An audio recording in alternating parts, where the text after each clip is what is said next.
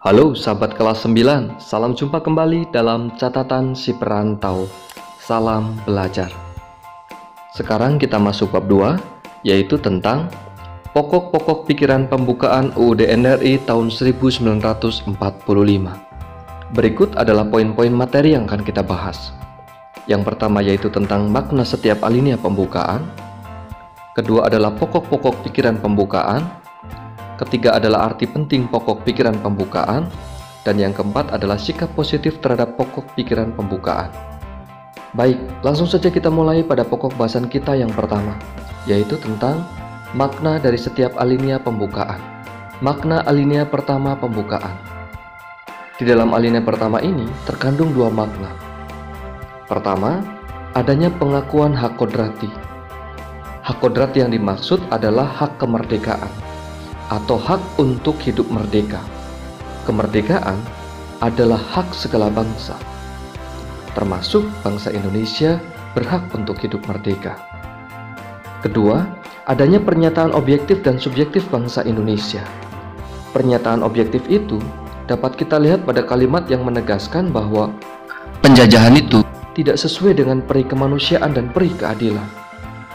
Disebut pernyataan objektif sebab bersifat universal dan diakui di seluruh dunia bahwa yang namanya penjajahan itu tidak sesuai dengan nilai-nilai kemanusiaan dan tidak sesuai dengan nilai-nilai keadilan. Kemudian pernyataan subjektifnya yaitu dapat kita lihat pada kalimat penjajahan di atas dunia harus dihapuskan.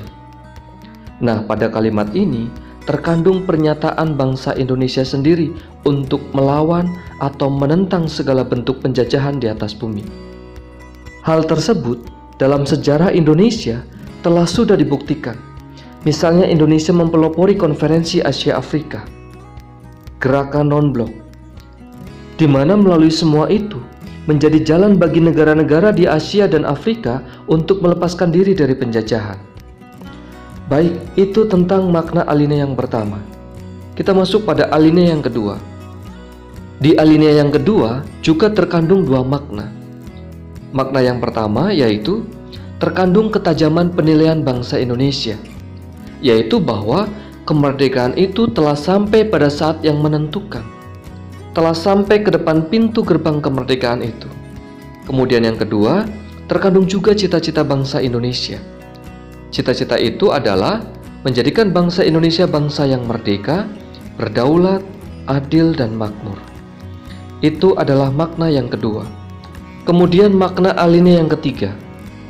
Di dalam alinea yang ketiga juga terkandung dua makna. Pertama, terkandung pernyataan spiritualitas bangsa Indonesia. Pernyataan itu adalah bahwa kemerdekaan Indonesia itu merupakan berkat rahmat Allah yang Maha Kuasa.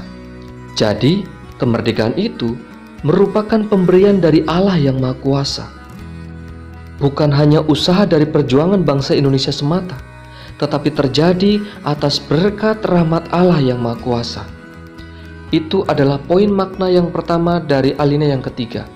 Yang kedua adalah terkandung pernyataan Indonesia merdeka atau terkandung pernyataan kemerdekaan. Itu adalah poin yang kedua. Terdapat pernyataan kemerdekaan bangsa Indonesia. Kemudian makna alinea yang keempat. Di dalam alinea yang keempat terkandung hal-hal yang prinsip atau hal-hal yang pokok berdirinya negara, seperti misalnya dasar negara, tujuan negara, bentuk negara, dan ketentuan diadakannya undang-undang dasar. Baik, itu tentang makna pembukaan.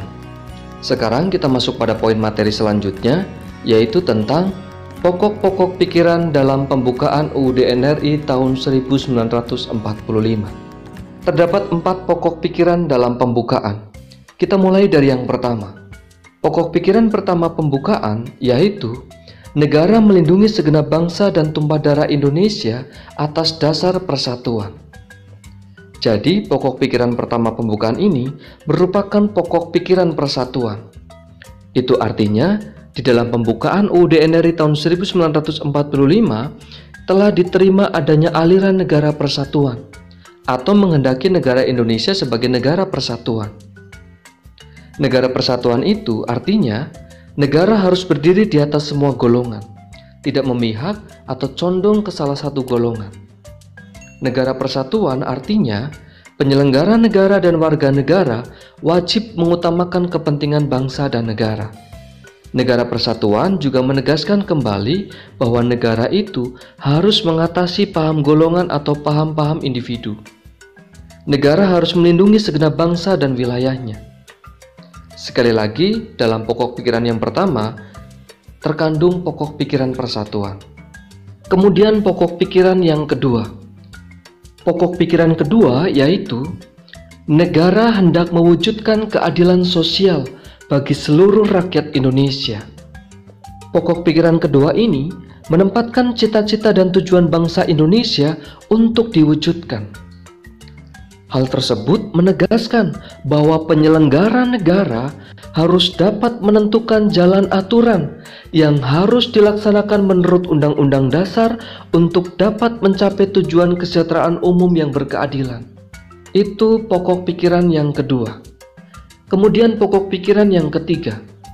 Pokok pikiran yang ketiga yaitu negara yang berkedaulatan rakyat berdasarkan atas kerakyatan dan permusyawaratan perwakilan. Pokok pikiran ketiga ini merupakan pokok pikiran kedaulatan rakyat. Pokok pikiran ini mengandung konsekuensi bahwa sistem negara Indonesia harus berdasarkan atas kedaulatan rakyat dan permusyawaratan perwakilan. Semua permasalahan yang ada harus diselesaikan dengan cara musyawarah. Itu pokok pikiran yang ketiga. Kemudian pokok pikiran yang keempat. Pokok pikiran yang keempat yaitu negara berdasarkan atas ketuhanan yang Maha Esa menurut dasar kemanusiaan yang adil dan beradab.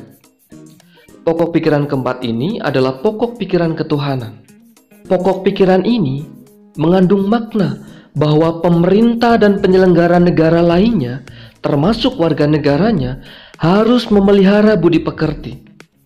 Pokok pikiran ini menegaskan bahwa bangsa Indonesia adalah bangsa yang percaya dan takwa kepada Tuhan Yang Maha Esa dengan berdasar atas kemanusiaan yang adil dan beradab, menjunjung tinggi harkat dan martabat manusia atau nilai-nilai kemanusiaan yang luhur.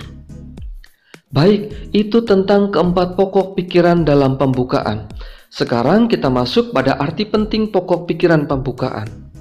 Jika kita perhatikan baik-baik, maka kita dapat melihat bahwa pokok pikiran pembukaan itu merupakan pancaran dari nilai-nilai Pancasila. Pokok-pokok pikiran ini mewujudkan cita-cita hukum yang menguasai hukum dasar negara, baik hukum yang tertulis Undang-Undang Dasar maupun hukum yang tidak tertulis konvensi. Undang-Undang Dasar menciptakan pokok-pokok pikiran ini dalam pasal-pasalnya.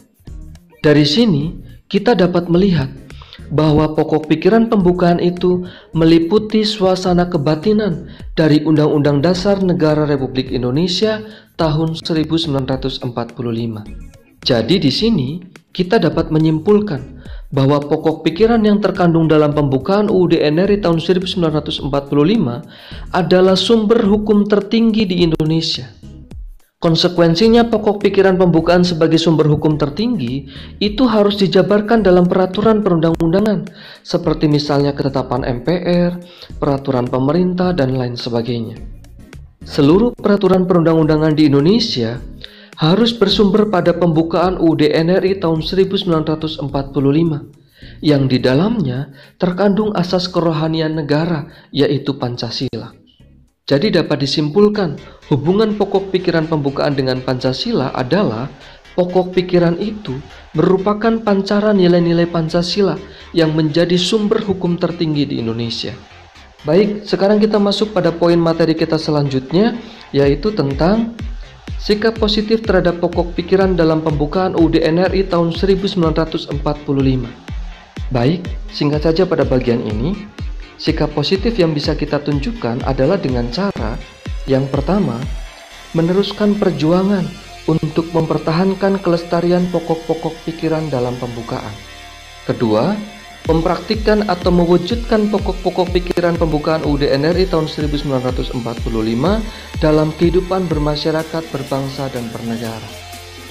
Baik, sementara hanya itu dulu yang dapat disampaikan. Semoga bermanfaat. Salam belajar.